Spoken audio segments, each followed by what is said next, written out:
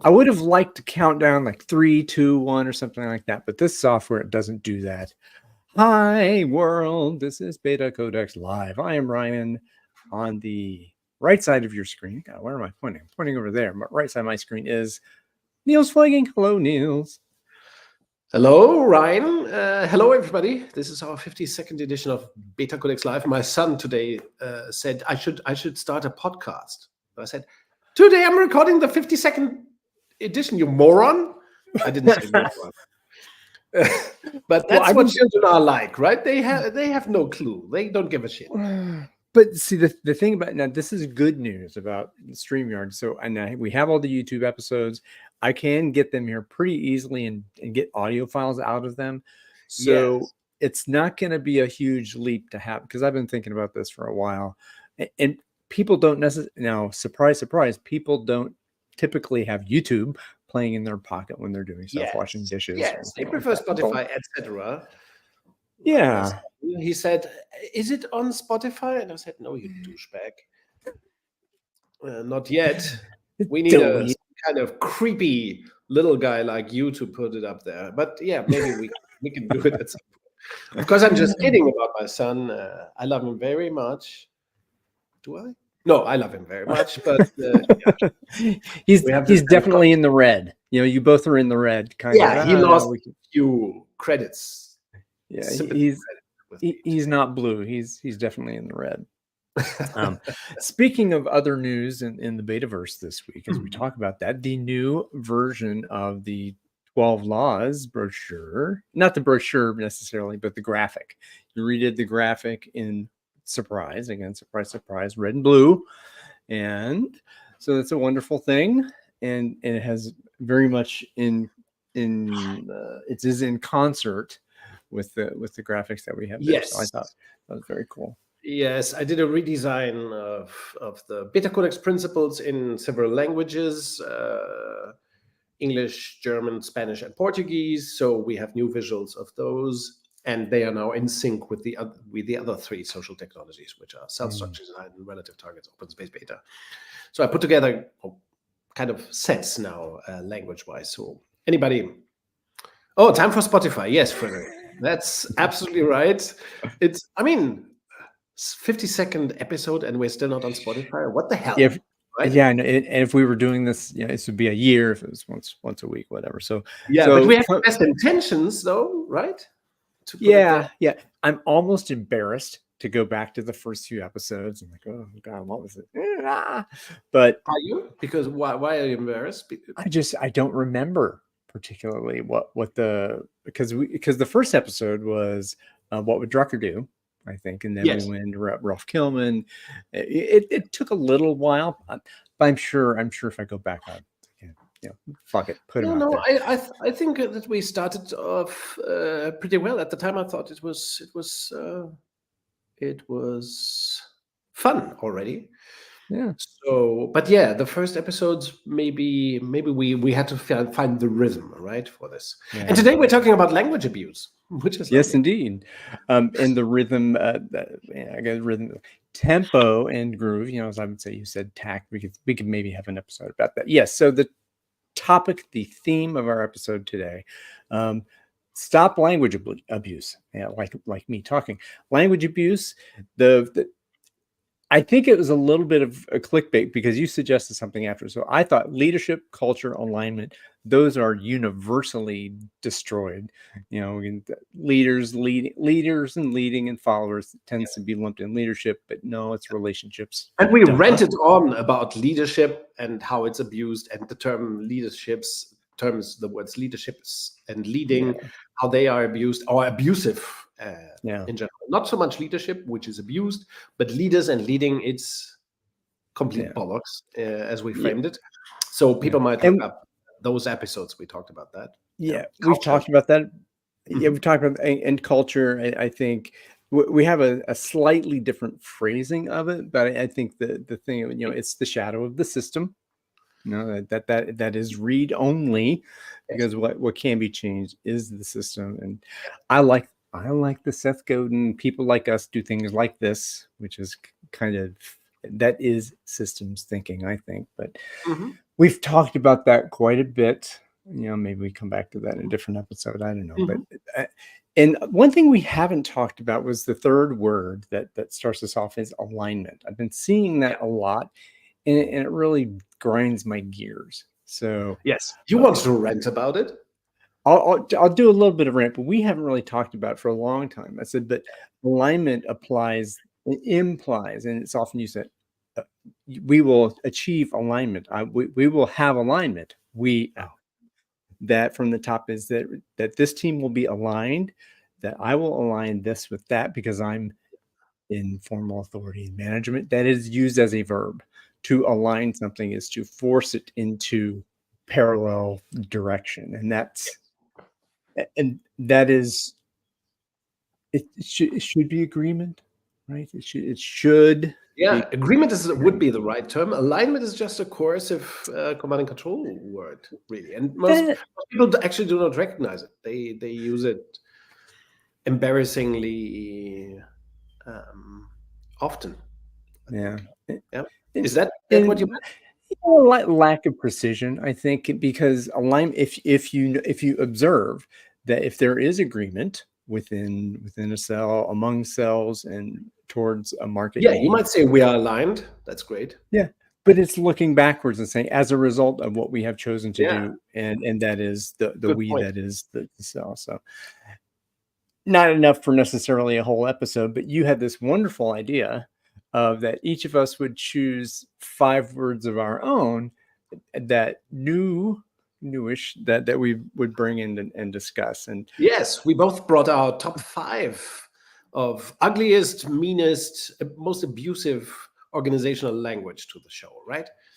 Oh yes. You have your top 5 with you.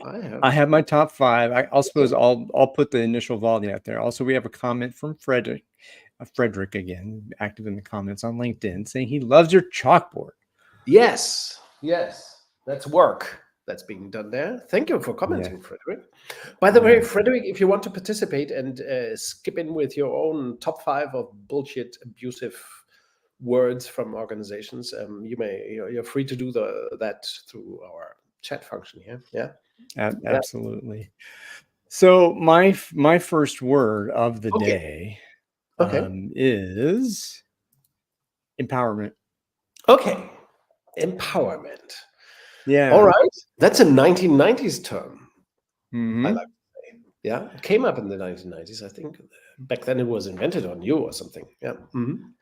Yeah, and why did you bring it up? Why is it number 5 in your list?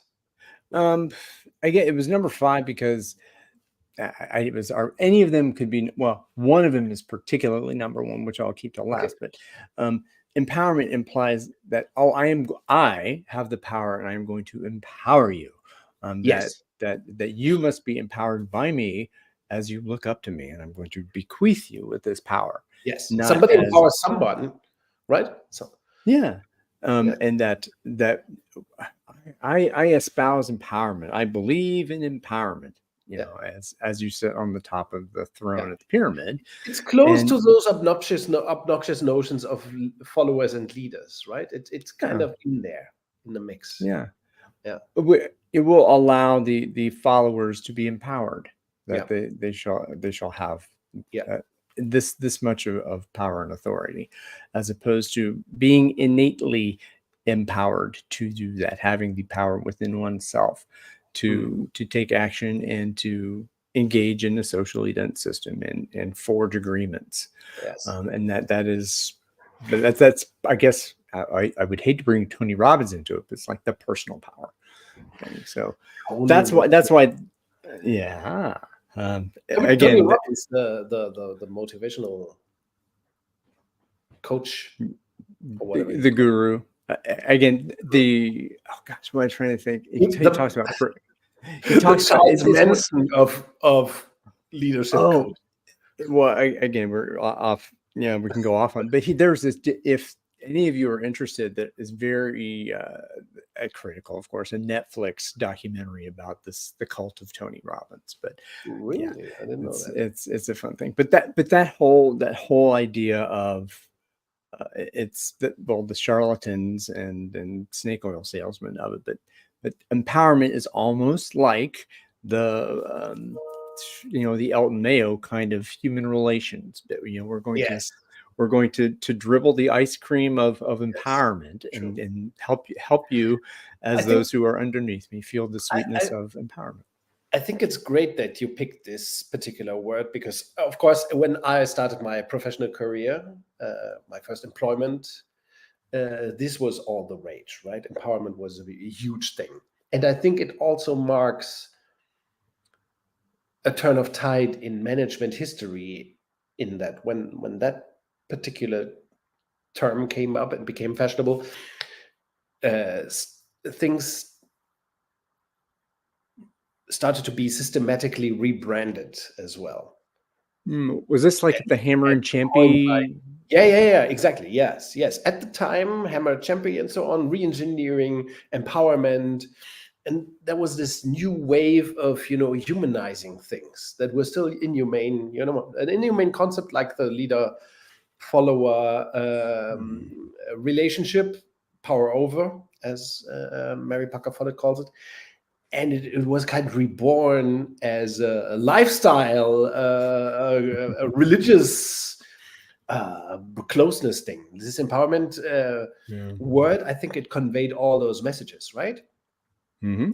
Mobilization of command and control in a way. No? Yeah. Well, sure. And that you're empowered to make decisions, but don't you dare try. Yeah, I mean, before it was delegation, then it became empowerment, right? Delegation was totally obnoxious. It was totally command and control.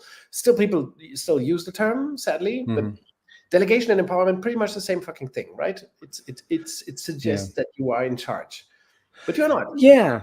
There's an interest now. Delegation is an interesting one because our mutual friend Dan Mezek has an essay he wrote about that the delegation versus invitation discussion is a little more nuanced than you and I might think. I haven't read the article for a while, but it would be something to kind of pepper into the conversation. But from my background in the world, and you're coming from supply chain and things like that, is that you have DOA, delegation of authority, and that's the financial approvals. I think that also gets into the resource allocation. That okay, I have authority to allocate resources, because I have a $50,000 DOA, that kind of stuff. But we'll put a little put a point in the background for that. So empowerment was my number 5. Let's say. Very nice one. I love that. Yeah, you bring up the next already. We go through your top 5 first.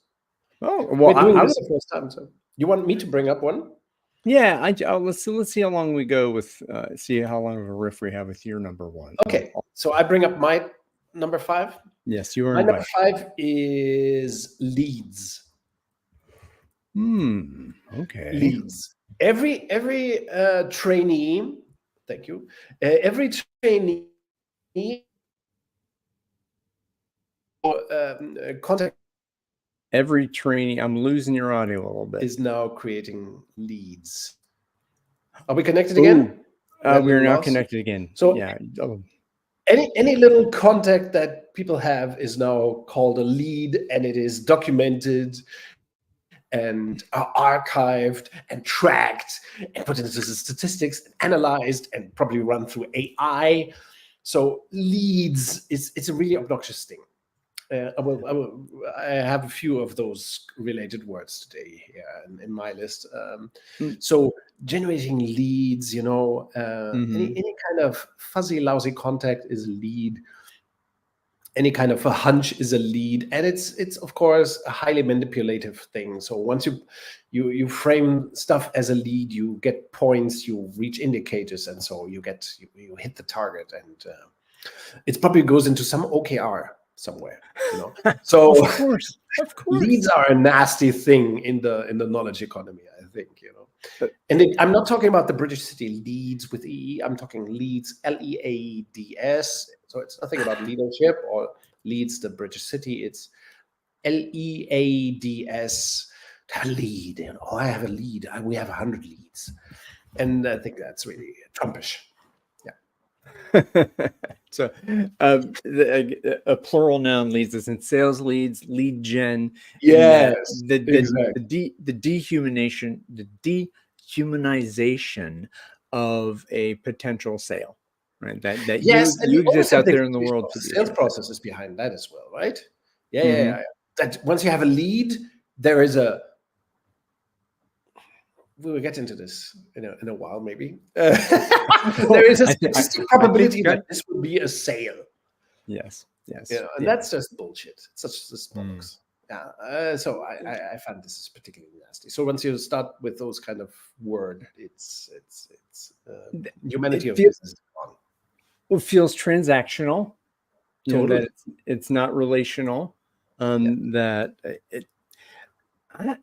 in the sales process or when you are having a relationship with someone, gaining trust, and they know, like, and trust you, so that they may want to engage in a project with you to do transformation. Opportunity is something I've heard. I like opportunity. I'm not sure if that, because that doesn't feel like a transactional thing, but it is an opportunity for myself and this other person who I'm in relationship to engage in a project. That's mine. Sure. If you think that is similarly authoritarian, awful, please. But yeah, I think great that you bring this up. I think opportunity is equally dehumanizing, or unrelationshipping, so to speak. The real term would be there is an interest. There is an interest, or something, and I'm not insisting on any particular better word here, but lead, opportunity, it's very mechanistic. It doesn't sound like we have a business opportunity. Okay. Yeah.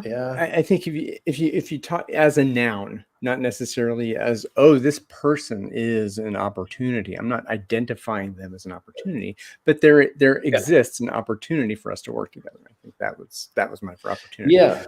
Is there anything else you want to say about leads? I think is sales. Another part I thought was in criminal investigation. I think they talk about, we have a lead on this potential culprit or something like that. Is that, maybe it's criminalizing? Yeah, it sounds like a crime thing. Yeah. I currently watch. By the way, what are you currently watching? Any kind of TV show that should be mentioned? I'm watching a great one, just to break this into, because this is our little podcast here. It's a little bit like a Coen Brothers movie, right? Do you know the Coen Brothers? Oh yeah, I do. Yeah, I was going to say it's more like Robert Altman, but Coen Brothers. Robert Altman, for those who are younger, he created an art out of assembling movies from distinct pieces that he kind of put together, and that maybe find a connection at the end. The Coen Brothers, Joel and Ethan Coen, I think. Yeah.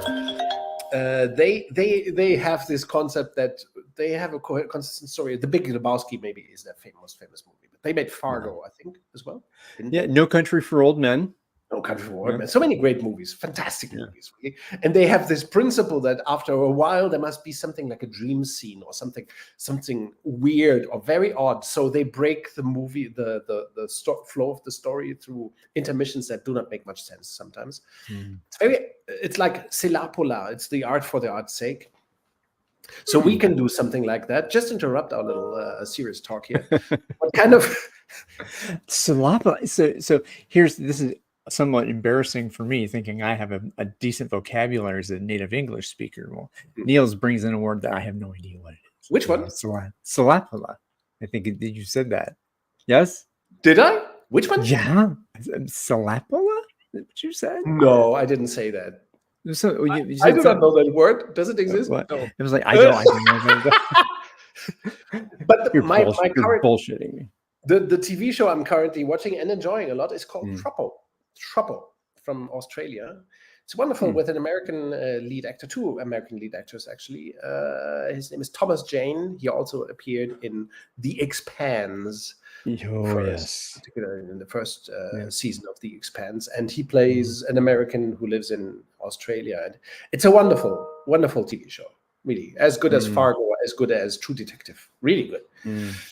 So yeah, anything you want to share? Something misleading and unrelated? Well, I started one, and I'd heard many good things about it. And The Penguin on HBO Max. The Penguin. It was the Penguin. adaptation. Yes, Adaptation the of Batman spin-off. the Batman spinoff. And Yeah. it's not cartoonized like the Tim Burton movie or anything like that. Yes. It's the Danny DeVito character, but it really portrays this character. It implies his nature, this kind of limpy and not even squawky, but Colin Farrell does an amazing job. Colin Farrell. I saw something on Instagram about him portraying playing the Penguin. Yeah. Okay. Interesting. Yeah. With a lot of masquerade. 4 hours of makeup, and he didn't even complain about it. Apparently. So, but Colin Farrell. So that's I've started watching that. Yeah. Yeah. Great. Okay, now we deviated. Let's deviate, levitate back. Ooh. Okay, so we're number 4 for me. Let's see. Okay, strategy. Strategy. Yes. Yeah. So, what's your relationship with strategy, Ryan? Well, that was high on my list as well, but I threw it out. I thought it was likely that you would bring it up. Sure. Again, it's one of those words. And I think that many of the criticizing these words is partially because there's not enough precision in the use of them. Yes. Because strategy often means there's a silo. There's a group of people in the Star Chamber who they own the strategy.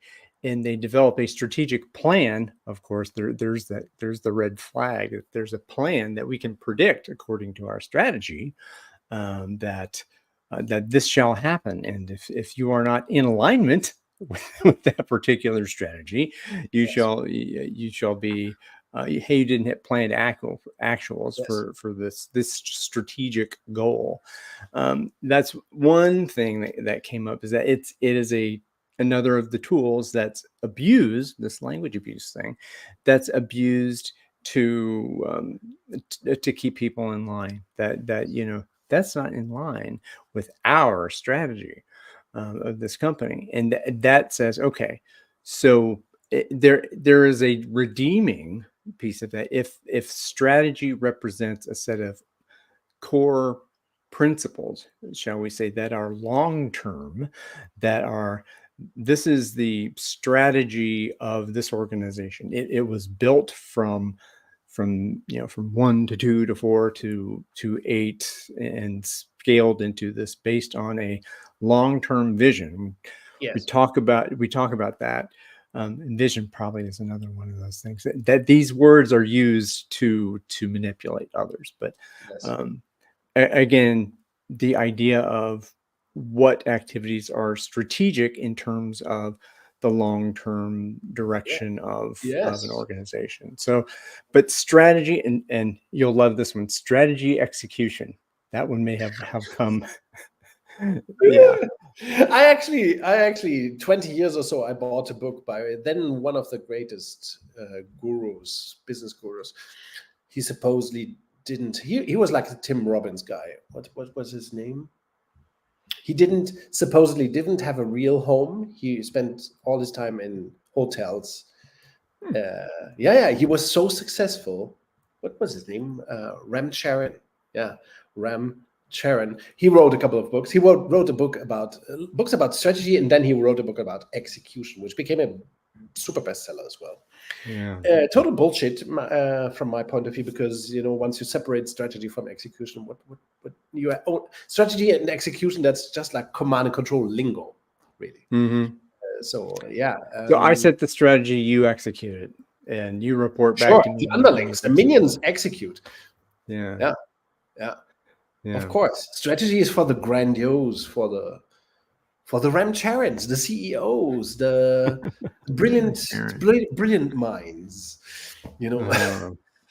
for the heads off, and then there are the hands off. The head of this, the head of that, the head of the other, or the feet off, whatever they are. Yeah. So you brought in at number 4 a big term, strategy. Mm-hmm. I have something big too as number 4. Okay. That's my number 4. My number 4 is agile and agile transformation. Same. Oh man. It's too easy, right? It's too easy. But still, it kind of bothers me. I put a post there on LinkedIn on that. It's really an oxymoron, right? Agile was never about overcoming anything, about transforming anything. It was always, I would argue, about just making software development better.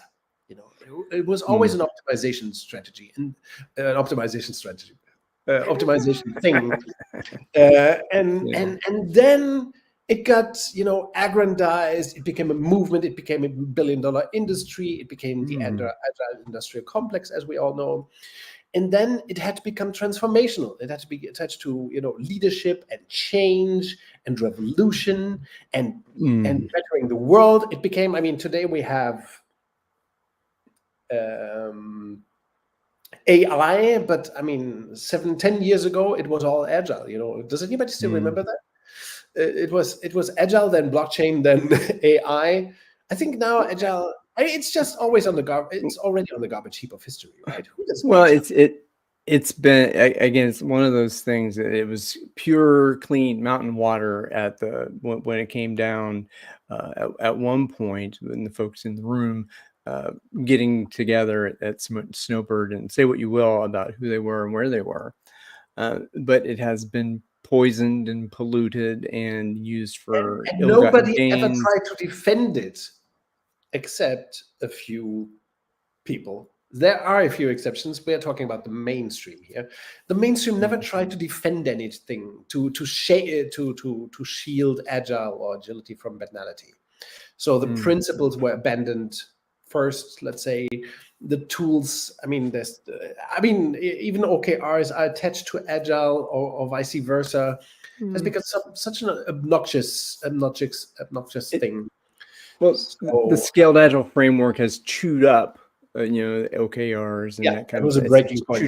Chewed up a lot of stuff, and that what's the management term of the day, and scaled agile comes in and Pac-Man's over it and digests it. Yeah, all the frameworks. Yes, and everything then became a framework. Framework could be another term here, right? Frameworks as a highly abused, but really the mere suggestion that agile, with hindsight, I think. If we look, and I did this again the other day, yesterday or something, during the weekend, looking back at what the agile movement has, we need a good framework now. What the agile movement has delivered has had no resemblance to any kind of transformation, right? Yeah. And that, I think it's important. The point here is not to bash anything or anybody or any particular concept. The point is, if we look at the reality of things, the agile movement has not delivered transformation. The lean movement already failed, but I think the agile movement failed harder in that it became even more, in my mind, at least my perception, or maybe it's just that I'm kind of nauseated by it, but I think it has become a particularly nasty industrial complex. Yeah, and I think a lot of it, again, we're talking very much in the abstract, because it's kind of something that lives within a beta organization. And this is part of what has disillusioned me a lot about this area of practice. Although there are some folks who challenge that practice and try and do things to live within the domain of software development. Yes. But the thing is that I thought, really all the stuff that comes out of the command control, there's a tower of information technology that tower reports to somebody else at some point, whether it's a C administrative offices or whatever, the CXO, and says, okay, agile folks, CIO, give me the software faster, better, so I don't get as many complaints about it, whatever. And whatever you do to do that, fine, go ahead, do it. Call it agile, call it cornflower, call it whatever. Yeah, I don't care, but make it faster, make it cheaper. And this is what and I've that heard. is the and lean I think had fallen into that as well. Yes, totally, exactly. Neither the lean movement nor the agile movement have even accomplish the abandonment of functional over differentiation. For example, testing is still considered totally separate from all the rest. Maybe. Architects are separate from everything. Agile coaches are playing their own game, if they still exist. I'm not sure. Do you know? Some do. Some, again, it's fractional. It's fractioned off. It's not a community. Everybody's in denial in a way about the whole thing. And I think and again, this is not about shaming anything. This is about the illusion and delusion that comes from terms like agile transformation, and just what I find particularly abusive in agile transformation, that it suggests that agile is transformative, and by itself it is not. Sadly, we can say the same thing of lean. By the way, lean in itself is not transformational, so it needs to be turned into a system. And there are, just to give an example, I expect the same to happen in agile. I expect there to be a second wave, let's say, or next wave. Like what lean has, lean brought about a couple of transformational concepts like quick response manufacturing, the Weichselbaum system, lean RFS, lean repetitive flexible supply, the top three, or the big three, I say, of lean. And I suspect that something like that will come from Agile too, but I do not see it yet. The transformation approaches which are within Agile. I haven't seen them. Maybe you have seen them. Well, I mean, there was this point where everyone was drinking the Kool-Aid and felt like the 4 values, 12 principles, as they were applied initially out of the XP movement and software development, it became this aspirational thing. Yes. We can. This is individuals and interactions. If you choose, and over processes and tools, and people misunderstand it, abuse it, and all that kind of stuff. But it was aspirational at the beginning. As of what was waterfall-based software development, new products, new markets, doing things in that way it was harming people, causing the death marches and that. Okay, well, let's agree but I'll say it was aspirational. The Agile movement since then was waterfalled. Case closed. Again, a colleague of mine, a guy I've been following and talked with, Martin Dalming, had this really interesting quote, and I thought maybe it's just obvious, is that the organization changed Scrum. Scrum hasn't changed organizations in general. Yeah. And I would think that's that same thing about what was written in the Bible, the Manifesto for Agile Software Development, that organizations have changed that pushed that aspiration. And command and control is extremely resilient. I think that's what this little podcast of ours is also about. This we try to reflect upon the resilience, the power of command and control thinking that pervades even very well-intended concepts, and it's not so easy to drive out command and control thinking out of organizations or tools, and Agile, Scrum even has fallen prey to command and control thinking. Great, good point. Your top. All right. What's yours? Number 3. No, number 3. Let me see which one. Okay, the verb to drive.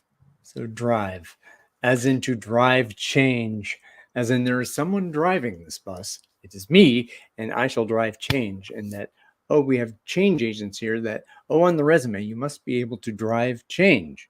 Yes. Or drive results, which means that I'm driving, you're in the passenger seat over there, you peon.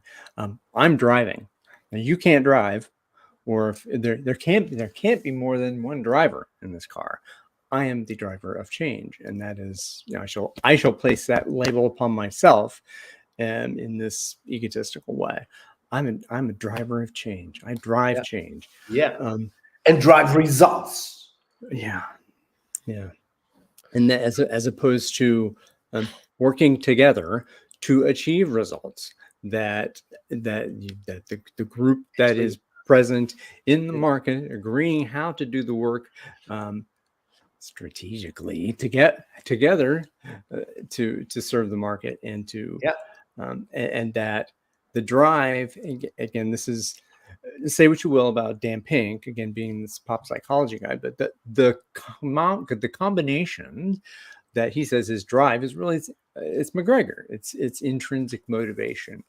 Is that, and we would say more about that, but this autonomy, purpose, and autonomy, mastery, and purpose, which are words that here in the beta movement we talk about those, and drive is internal. I have this quality, this is my drive. I don't talk about it. I'm this driven leader. I'm a driven leader, and I shall drive change. And that's just musking around or Bezosing around or what have you, trumping around. Okay, my number 3 is networking. Okay. Not so organizational, it also has a zeitgeist thing to it. But I think networking, it once was a real thing, right? A cool thing. It was a hip thing 15 years or so ago. And I think any kind of cheap sales pitch is now disguised as networking. Networking has become something totally garbagey. And so, I mean, are you talking about as in networking events where people would go to meet other people? Events or the activity you're talking about it? Yeah. We use networking. It's total trash. I mean, when I hear somebody talking about networking, I think it's a bullshitter. Don't you? Am I alone? No, well, I don't. I guess I don't get it, because I'm this kind of shut-in person. If you don't know me very well, I don't travel a whole lot, and I enjoy getting out to these events and to meeting new people, and finding out what they're interested in. Do I like this person? Would I mind doing business with them? It's just I don't meet human beings in the course of my day, but opportunities. Why not? You should, and you should. Well, it is something I like. But again, networking, I go to events, but emptiness. I think are you talking about like, I'm going to go network? I'm going to do this intentional thing and be like this sleazy, smarmy thing. Hey, I'm networking. People who get in touch with other people and write that they are networking. They want to broaden their network or widen their network or whatever. It's all gullible bullshit. I think the worst form of networking that was ever invented was the fuck-up night. A fuck-up night. Do you know what a fuck-up night is? Does it only exist in Germany? No. I've heard of it. I've never been to one. It's people who tell stories about their worst fuck-ups. And it's usually people who have never done anything, never had an idea, have never tried anything, have never dared anything. And they kind of pitch their worst fuck-ups. Nobody who has ever been contributing to something, who has ever worked, has ever shown up as a fuck-up night. It's like dating for dummies, but from a stage, it's really nasty thing. You haven't heard about it. That's great. I'm happy that you've never been to a fuck-up night. I've never been to one. I mean, I've heard of it. I'm like, well, I guess there's, if you want to assess, the results of what happened and what you did, there's a way to do that. But it's useless people who belong on the B arch talking to other B arch people. Do you know the B arch story? The B arch. I know about B players. I've heard about that. Like, no. The B arch. What is the B arch? In the novel, The Hitchhiker's Guide to the Galaxy, there is a story from a people from another planet who wanted to get rid of a third of their population, the useless third of their population. Telephone sanitizers, consultants, agile coaches, that kind of stuff. And they invented the narrative that they built 3 big ships. They had to evacuate. They created the narrative. We have to evacuate the planet. Our planet is going down. Yeah. So we are moving towards catastrophe. So we will evacuate the planet, and people will move away in 3 ships: A arch, 3 B arch, 3 arch. They only built 1 ship, really, the B arch. And on the B arch, you don't know the story? It's beautiful. No, it's been 20. Oh my God, probably been 40 years since I read the book. So. Oh, okay. So the most useless people, the telephone sanitizers and the agile coaches and consultants and so on, and they put them. They said, you guys need to go first. You are the most important people on our planet. So you go first to the B arch. The B arch will leave first. So they shipped out the superfluous. The breakfast directors, the directors of exactly, breakfast. Exactly. Yeah. And so they fooled the useless people into being the first, to leave. And the story continues into that this B arch, it crashes on Earth, and it becomes the humanity that we are all we are all descendants. We're all. That's why the Vogons came and set the computer. Yes. So this is a great story. I love the story. So networking is for B arch people. I love the hitchhiker drive thing. Okay, so what's the okay? So my next one, I guess, is number 2 already. Number 2 already. So ta-da! Values. Yes. Yeah. You don't mean value. Well, that's equally. No, value is a good thing. We want value. But it's subjective, right? It's sure. Do we? Is it financial value? Is it what kind of value is being sought? It's a word. So you mean values? The values. I mean values. Like this company. These are the company values, and these company values create our company culture, right? And this whole idea is a company is a structure of stuff. A company writ large does not have a soul. Yes. People have souls. I have values. I have whatever that I value as a human being. Yes. Don't you tell me up there that, you must agree with those values, yes, or you're persona non grata in this. Or to combine this with your number 5, alignment. I think alignment was it the number 5? No, that was number. I think it was number 1. Yeah, number 5. Yeah, I was right. Alignment was number 5. To align values. That's a thing. Yeah. Supposedly. Well, align values, strategy, and purpose together, and we have a culture. So anytime sentences of bullshit vocabulary. That's right. But there are people. Okay, so I had a conversation last week with Al Shalloway and Tom Gilb about the way that they. Tom Gilb. Okay. Yes, Tom Gilb as well. So Tom came and talked about this kind of the bullshit that is the iron triangle, and that there's something else, a way to envision that. But one of the segments of his penta is values. I'm like, what are you talking about there? Yeah. Well, we had a conversation about that. And again, where I came down with it is that it is values are a set of agreements, I think, and that what are the and they're not sole personal human values. What is the definition of value to this cell, I guess in our word, to the market that the cell is interacting with? What is it? Financial value? What is the value of this asset? That is. No, you're talking about the plural of value, not value. Yeah. Well, exactly. Okay. That's when you're building something. The iron triangle being scope, time, cost, right? And in scope, well, cost and time are resources that are to be, assessed, addressed, and used. They're not necessarily 2 pillars of this mythical triangle. And there's also something that's missing from that very fluffy, simple triangle, is that there's not really discussion of what quality means. And quality can mean many things. We're talking about a precision in terms of how is this build meeting spec, or are we talking about the aesthetic quality or something like that? But the other thing is this idea of and whenever I see someone blathering on about values, I always bring in this essay from a guy that I admire, Jeff Marlowe. It is the toxic myth of culture as shared values. So, and this idea, and it's fascist myth. Well, yeah, it came from, surprise, it came from McKinsey. That.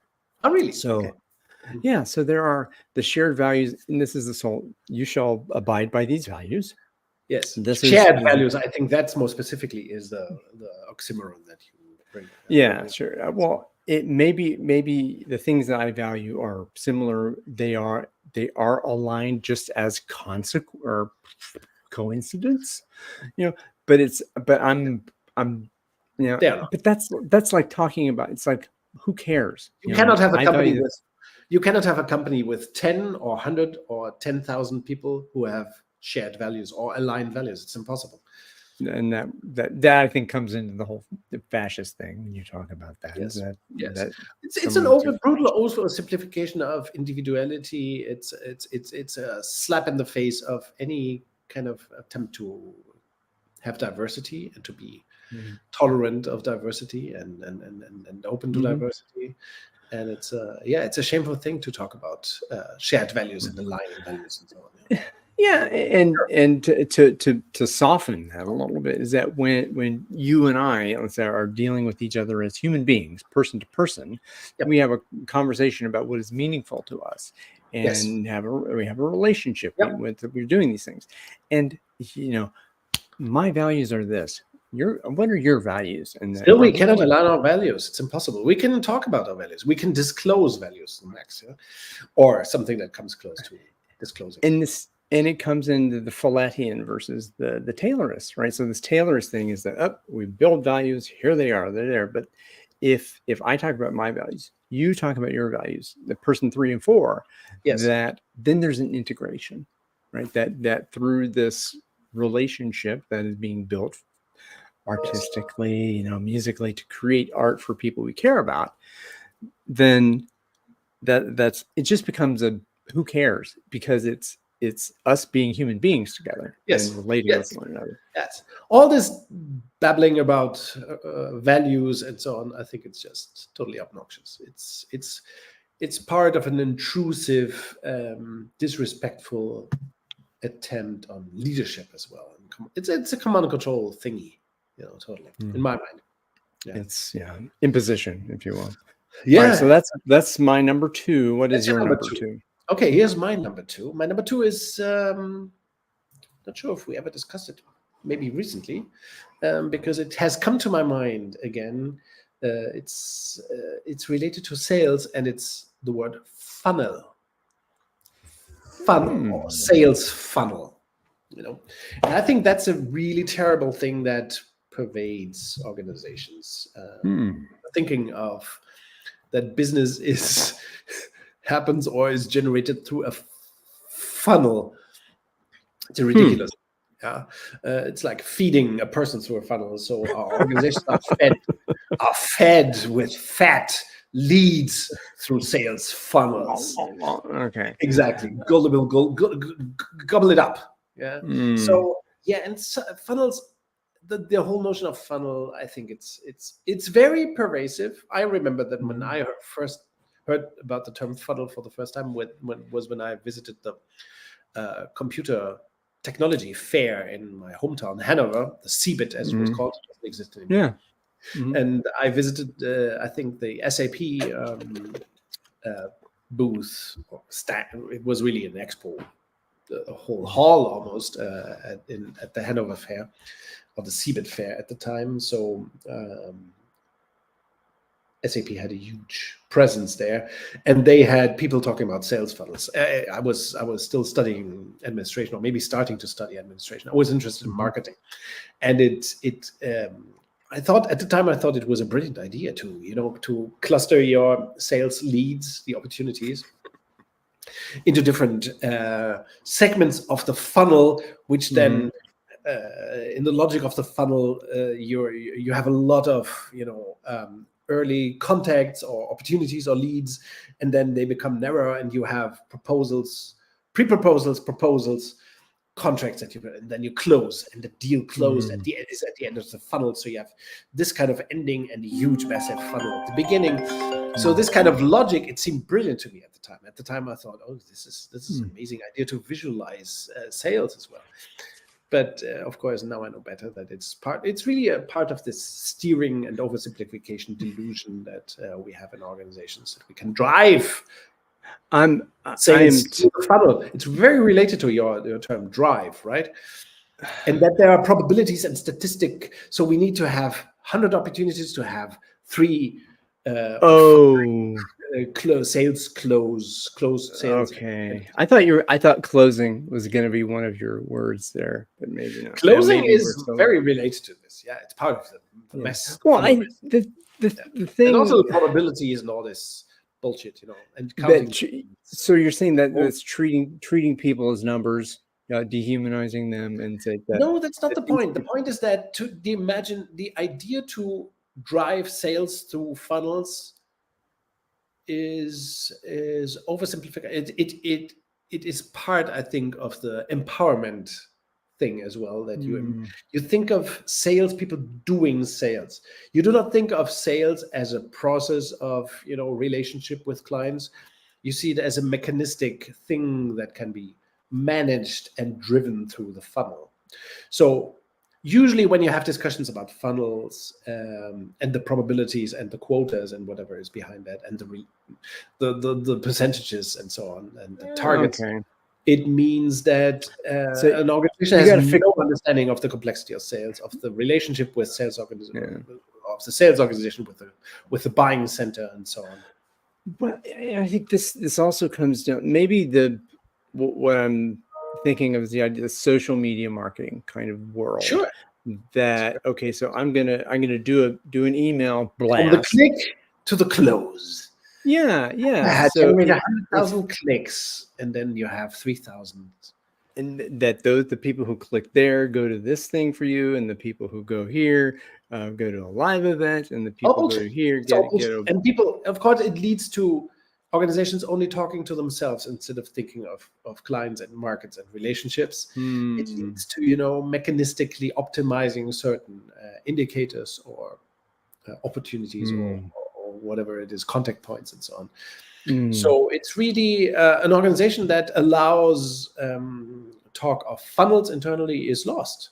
It's blindsided, and it's let's say unavailable to the market in a way. Yeah. Well, I think this terrible delusion.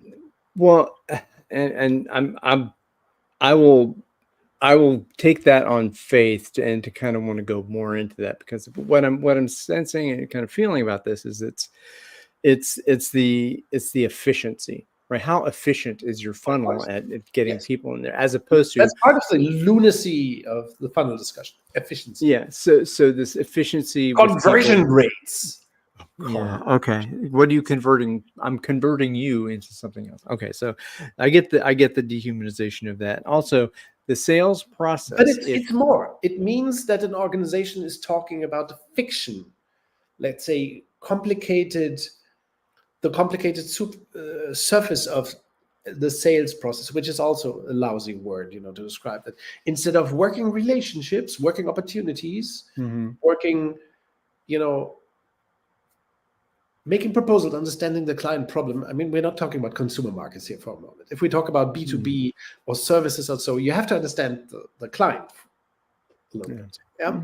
So instead of doing that and then responding intelligently, there are people managing the funnel and the data points and the archives and the CRM system and massaging of course, Salesforce.com is the perfect means to create this kind of to create the dashboards and reports and the things that you read and plan to actuals and all that kind of stuff. And I think many organizations have gone bankrupt due to this kind of illusion, of it's like once you have an agile framework, you can measure all the things in there, and it seems terribly efficient, like a sleazy, sexy, cool machine. Well, and with sales, we do this with QRMs or CRM, customer relationship management systems, and the funnel. Well, but I think to be careful that the complicated, that when software is being developed by human beings, that to measure the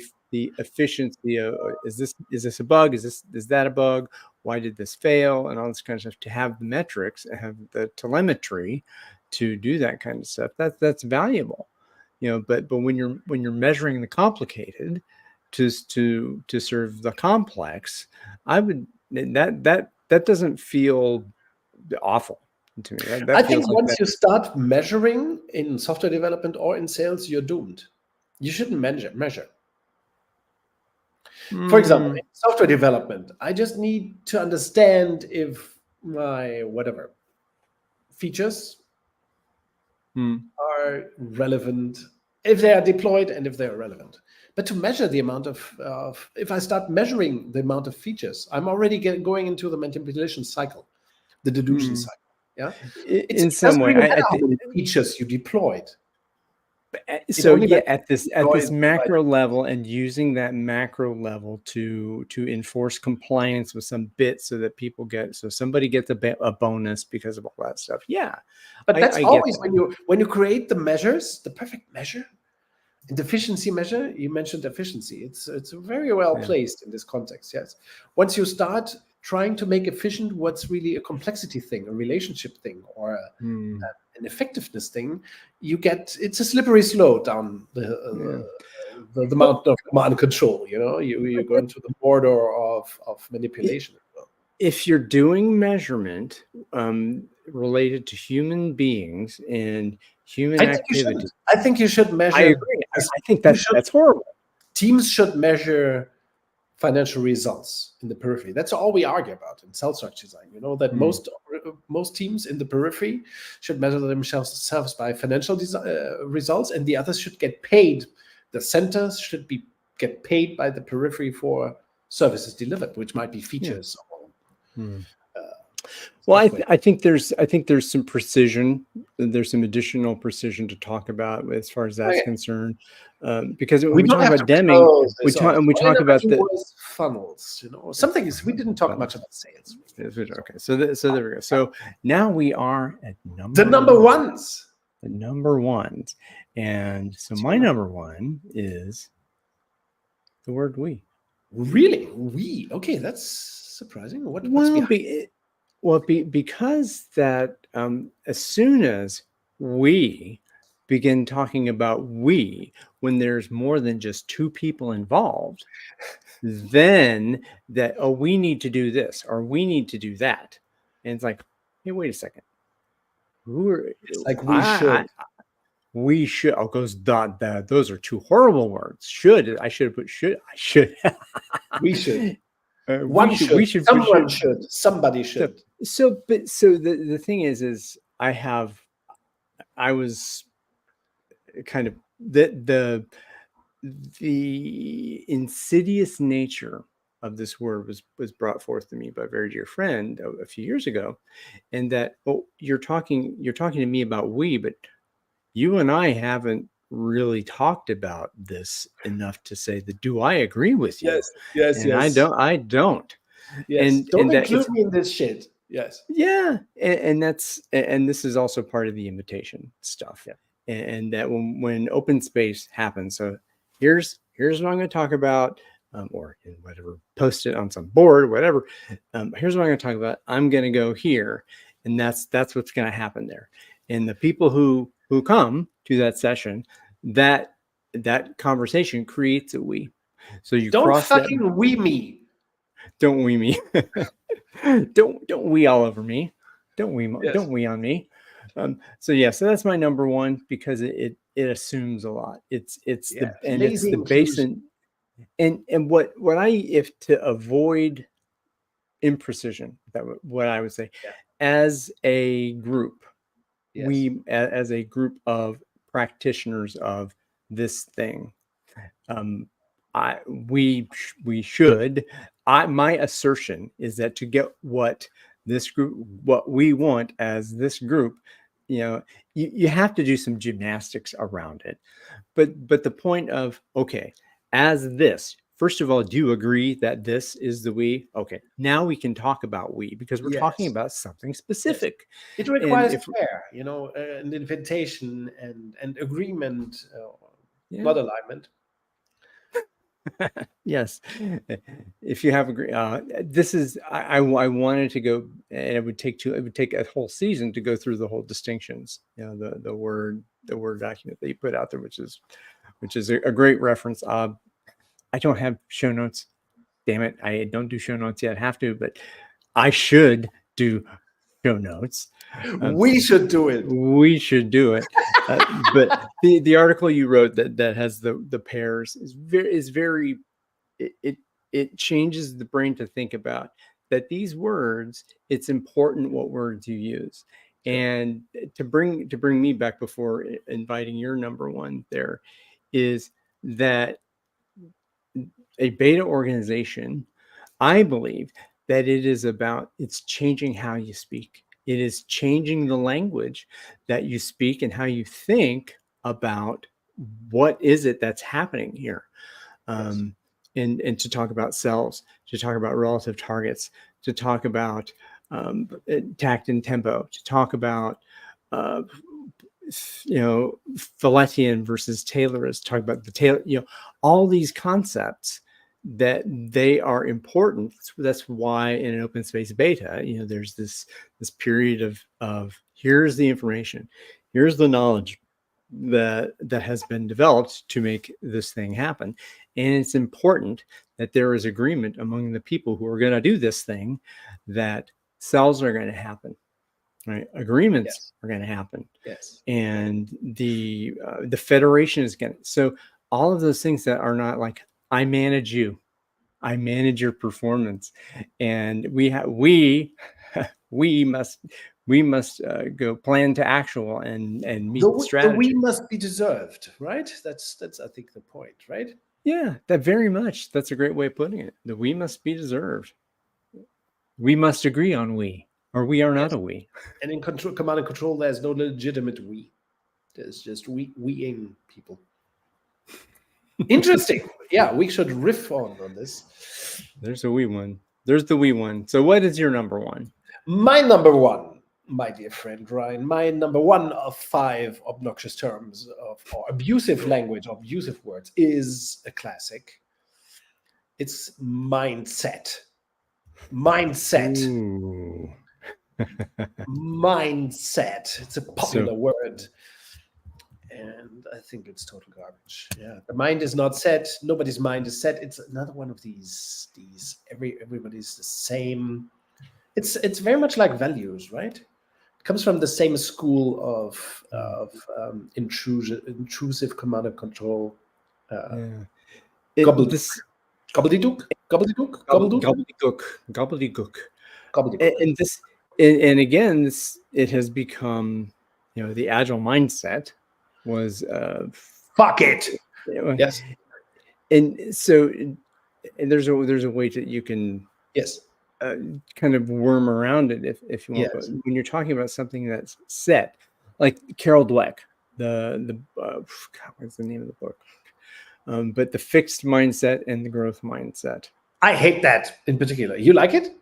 I don't like it. No, I used to because I used to have this idea. Yes, that, it's pervasive. It's very treacherous. Yeah. It's assuming that I'm enlightened and you are not. Yeah, sure. And that's evil to say that. And it assumes something about you, that just because you don't understand something, because you've not heard of it before, you are ignorant. That's the definition of the word. You have no idea what something is, and you don't understand, and you don't agree with it. That doesn't necessarily mean that you you can never understand because you're an idiot.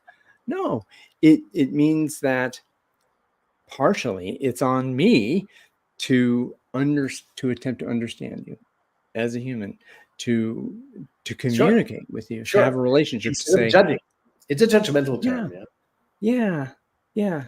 And I think the term was probably popularized by Spencer Johnson, who also popularized the comfort zone gobbledygook in the 1990s, early 1990s, with his bestseller "Who Moved My Cheese?" And I think in this little story of 2 mice, one of them wants to die hungry, the other one hunts the food or some bullshit.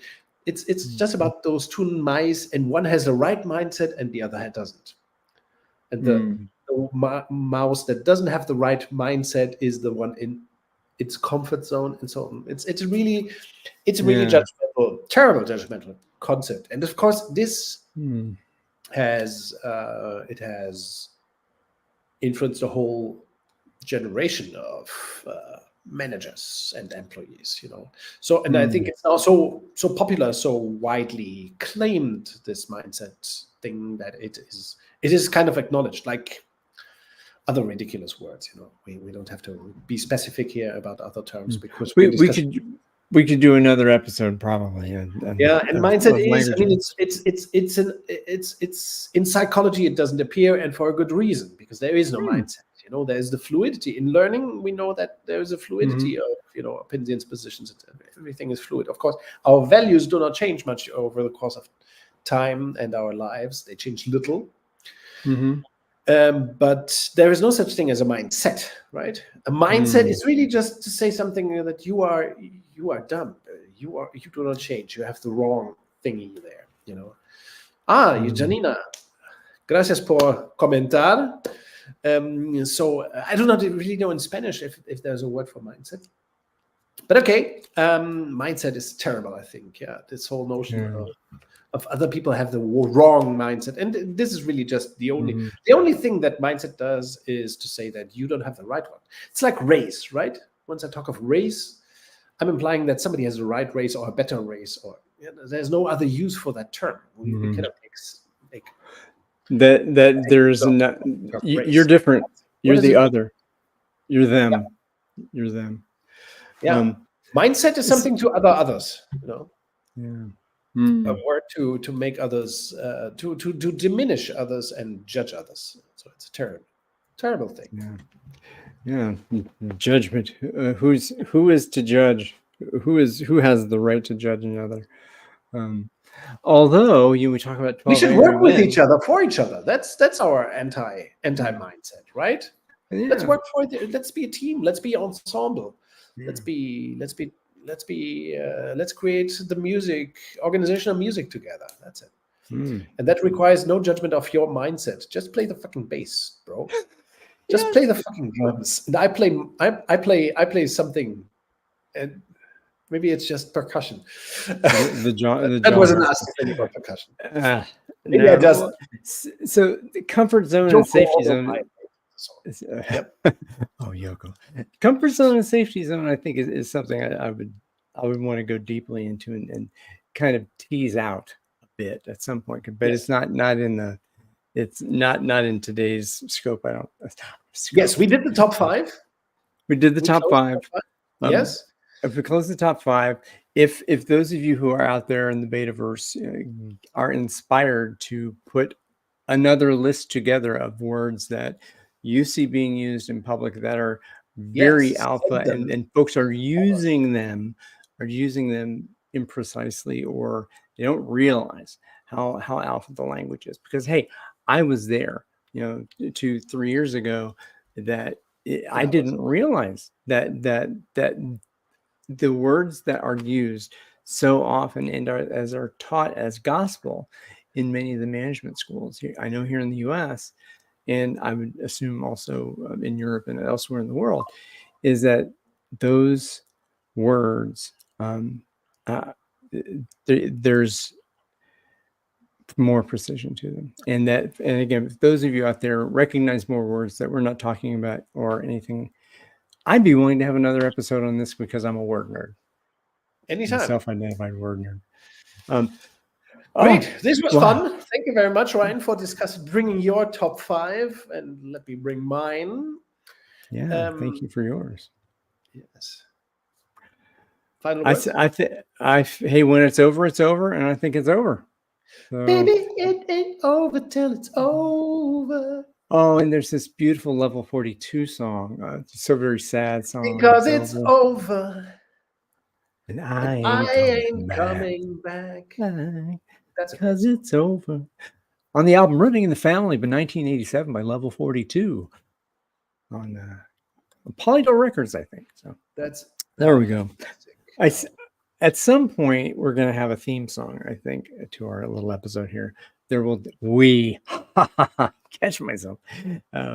I will endeavor to invite you to evaluate a song that may be shared as the beta theme. Okay, Niels, I'm good to go into the green room and chat for a moment. And for those of you out there, thank you for the precious gift of your time and attention. We'll see you in a about couple 2 weeks. weeks. Yeah. You got it, man. And bye for now.